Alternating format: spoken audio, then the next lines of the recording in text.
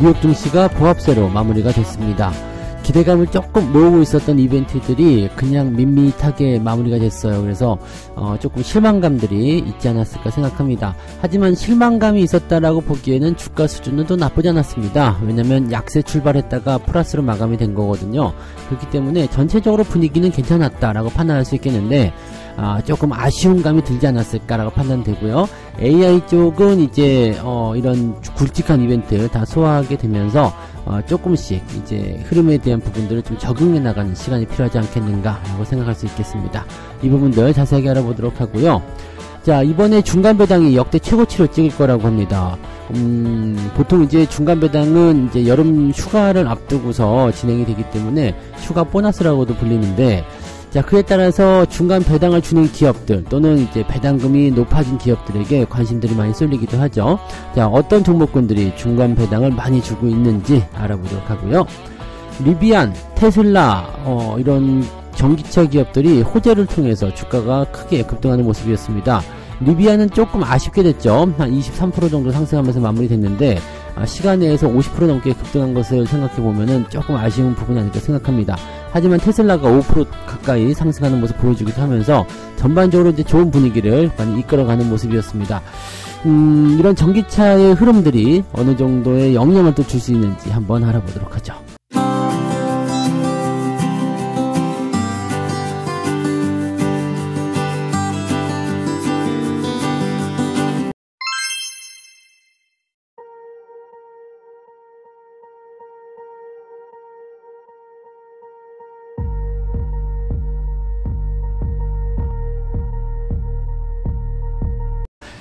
네, 반갑습니다. 오늘은 6월 27일 목요일입니다. 자, 이제 분기말 이번 달도 이제 오늘까지 포함해서 이틀밖에 남지 않았습니다.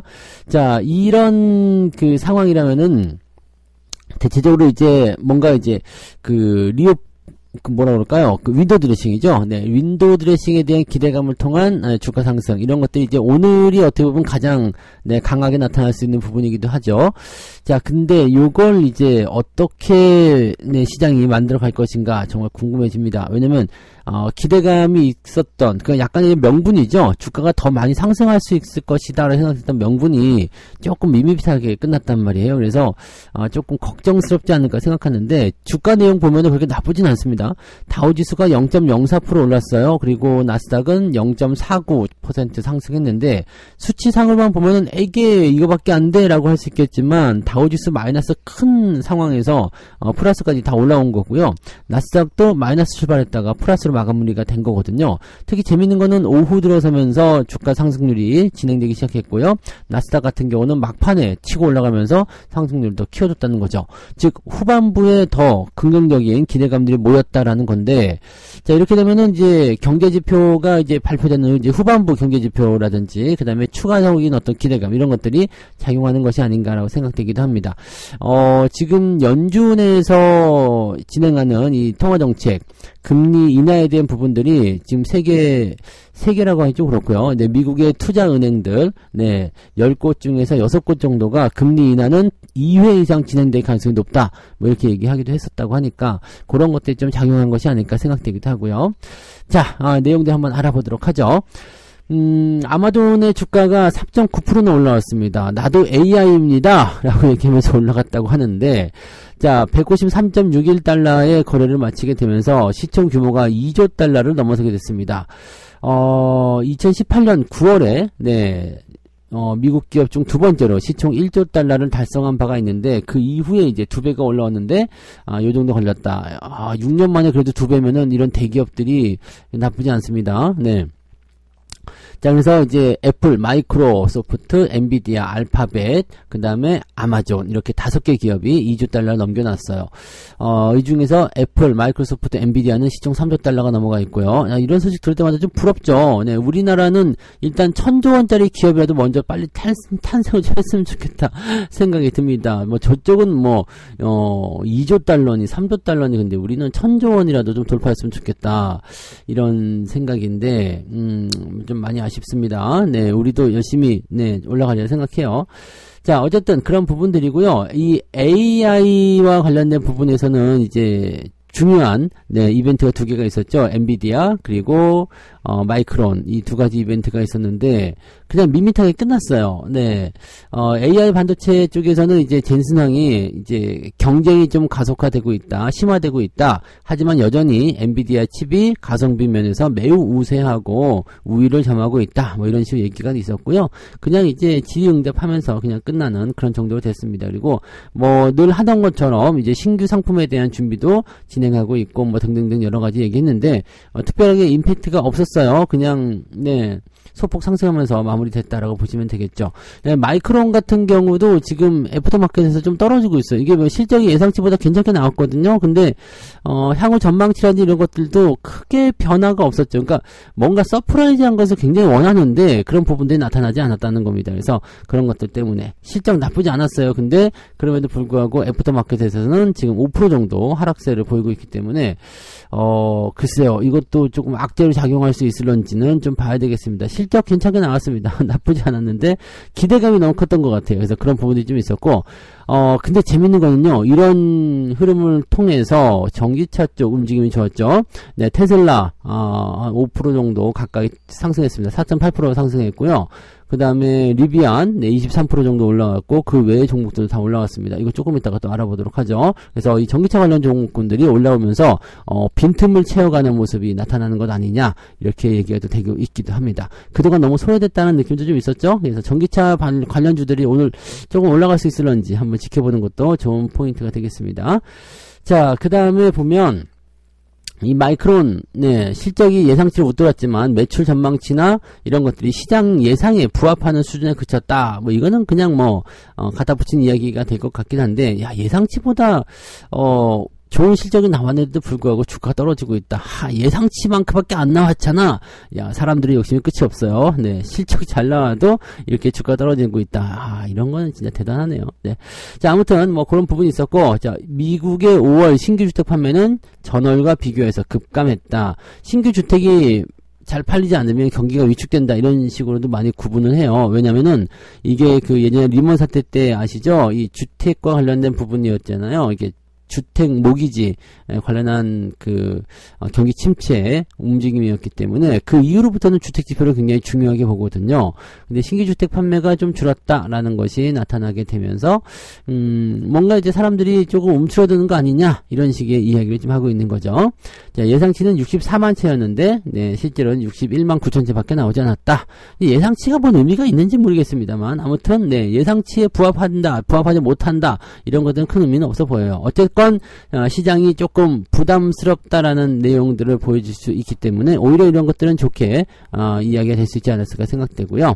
자, 원유 재고량이 깜짝적으로 증가했다라는 얘기가 있습니다. 네, 월스트리트 저널이 집계한 전망치는 255만 배럴 감소였는데 실제로 원유 재고가 359만 배럴이나 증가했다. 이게 뭔 소리야? 255만 배럴이나 감소할 것이다 라고 했는데 395만 배럴이나 증가했다. 야, 이거는 수치가 너무 많이 차이 나는 거 아닌가요? 라는 생각이 좀 드는데, 네, 아무튼 휘발유 재고도요, 네, 예상치는 228만 배럴 감소인데 265만 배럴이 증가했다. 이렇게 되어 있습니다. 그래서 희한하네요. 네. 아무튼 이 원유 재고가 늘어나게 되면 유가가 안정화를 볼 수가 있죠. 유가가 떨어질 수 있습니다. 자, 이렇게 되면은 경기는 좀 둔화될 수 있겠다라고 볼 수 있겠지만 인플레이션은 크게 감소할 수가 있습니다. 이 CPI 다음에 보여지는 이 CPI 같은 경우가 크게 감소할 수 있죠. 이 휘발유 가격을 많이 이용할 수 있기 때문에 근원 CPI 말고 그냥 CPI 같은 경우는 이 에너지 가격에 대한 부분들이 그대로 적용됐을 때 오히려 이제 더 개선되는 모습을 보여줄 수도 있다 이렇게 볼 수도 있습니다. 그래서 이 부분들이 이제 경제와 관련된 이런 지표 관련된 부분들이 오히려 주가를 조금 긍정적으로 만들지 않았을까 생각되고요. 그다음에 기술주 네. 전체적으로 다 올라왔다는 부분들이 이제 시장을 좀 받쳐주는 그런 모습으로 진행됐을 것이다 생각됩니다. 우리나라 증시는 네, 특별한 건 없을 것 같아요. 오히려 주 초반에 조금 변동성이 좀 있어서 답답할 수 있을 것 같다 생각됐었던 부분들이 오히려 이제 우리나라 증시에게는 나쁜 소식이 아니었던 것 같아 보이고요. 오히려 주 초반이 주 후반부보다 더 나은 거 아니야 싶은 정도의 생각도 좀 있습니다. 특히 어제 같은 경우는 이제 크게 상승하면서 분위기가 좀 많이 끌어올려졌는데 오늘은 이제 어쩌면 2차전지가 그동안 계속 내렸기 때문에 반등을 좀 보이는 그 틈을 타가지고 AI나 반도체, 그 다음에 자동차 이런 쪽이 약간은 조정을 좀 받을 수도 있는 그런 상황이 좀 될 수도 있겠죠. 어제 사상 최고치 계좌 찍어놨는데 오늘도 좀 버텨주면 안 될까? 라는 생각도 조금 해봅니다. 자, 일단 뭐 상황은 봐야 되겠고요. 뭐 흐름이 그렇게 나쁜 거 아니고 요즘에 분위기도 그렇게 나쁘지 않기 때문에 네, 여유 있게 생각하셔도 괜찮은 것 같습니다. 일단은 오늘은 네, 나쁜 소식들은 별로 없어요. 그래서 보합 출발, 강보합 정도 예상을 좀 해보도록 하죠. 네. 자, 두 번째 이야기 넘어갑니다. 여름 휴가 보너스를 주는 배당주들은 도대체 어디가 있느냐. 이번에 2분기 그 배당이 역대 최고로 될 수 있다라고 되어 있습니다. 7월을 기준일로 잡은 상장사까지 모두 합치게 되면 모두 79개, 79개사가 중간 배당을 주게 됐고, 그 다음에 또 추가적으로 나올 수도 있기 때문에 역대 최고 기록을 전망할 생각이다 라고 되어 있습니다. LG전자 이번에 중간 배당 줍니다. 네, 돈 좀 벌더니 중간 배당 바로 주는 거예요. KT 중간 배당 줍니다. GKL도 중간 배당 주고요. 동구홀딩스, 무학, PS텍 이런 기업들이 지난해 중간 배당 안 줬지만 중간 배당을 준다라고 되어 있죠. LG전자가 그것 때문에 요즘에 주가가 좀 괜찮았던 것 같아요.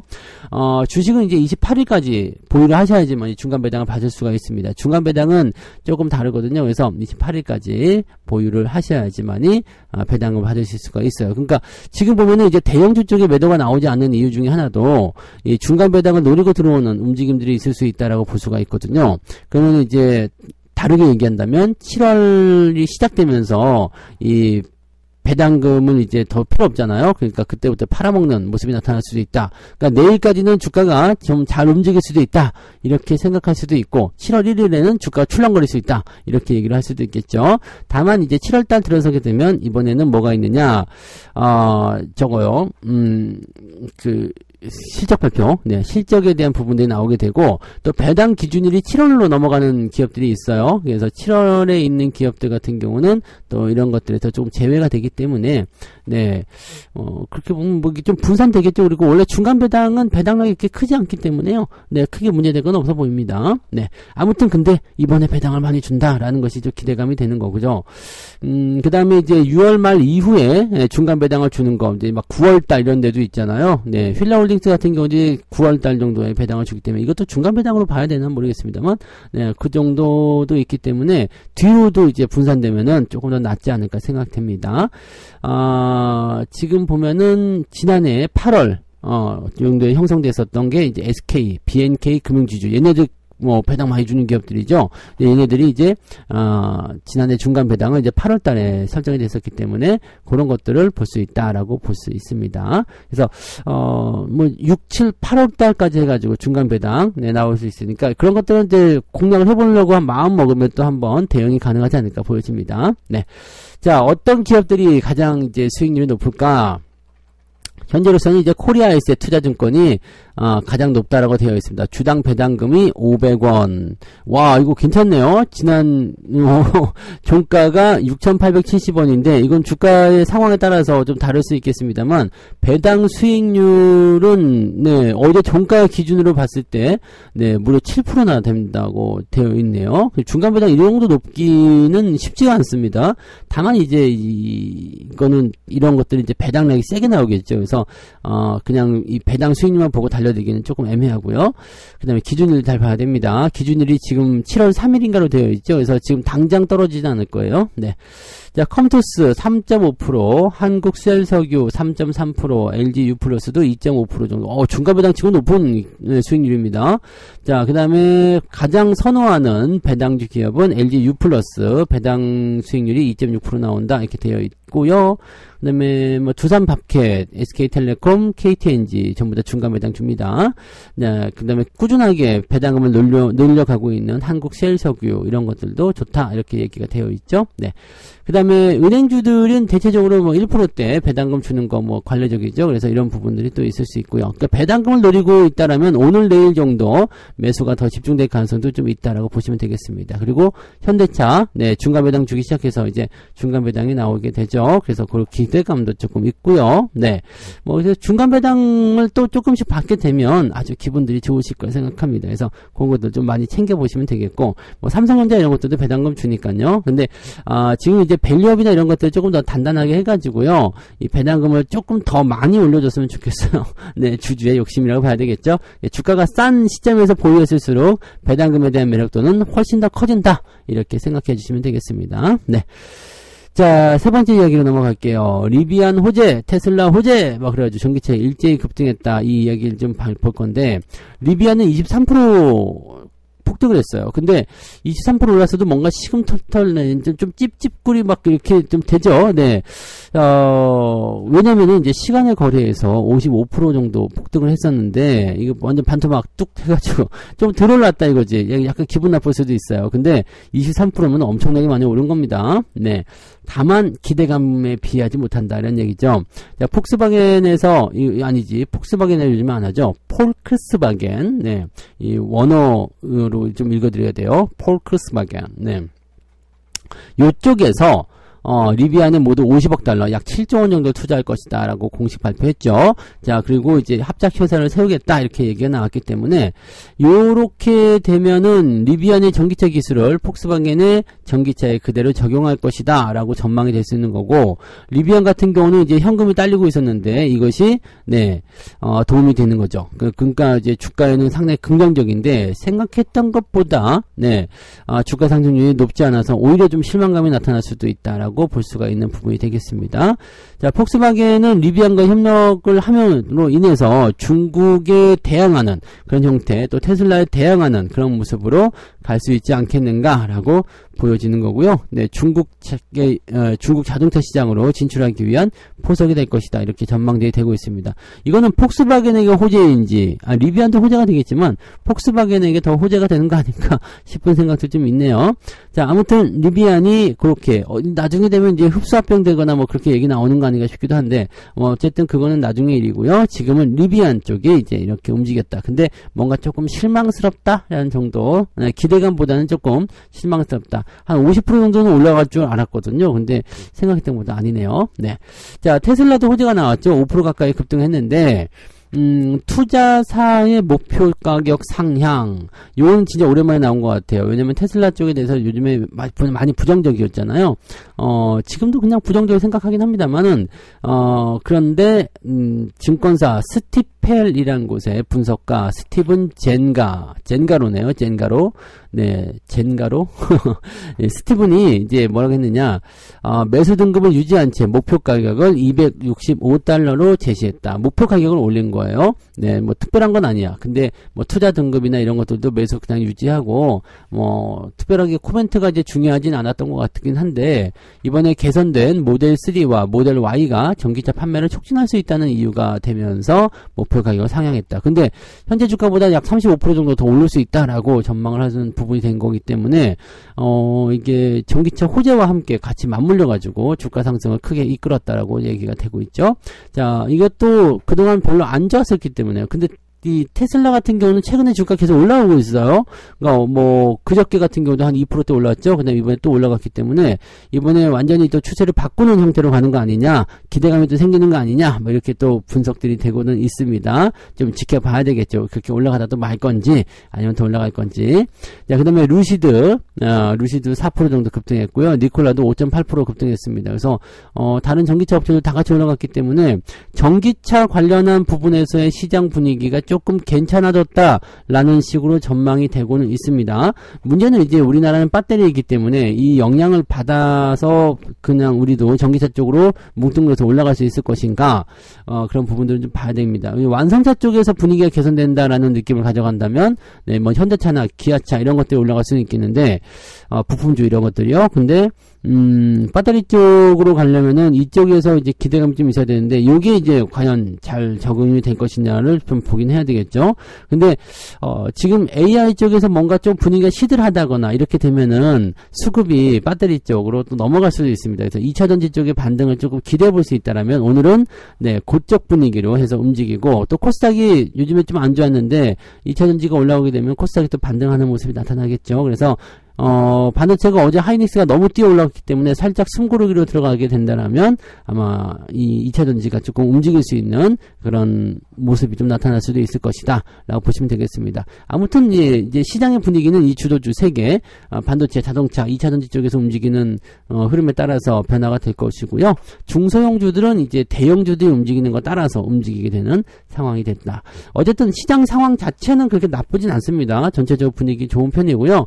이런 분위기가 그냥 연결된다면 이제 뭐 내일 정도까지, 그죠? 윈도우 드레싱 나오는 내일 정도까지는 시장 분위기가 그래도 나쁘진 않을 것이다 라고 생각하셔도 좋을 것 같습니다.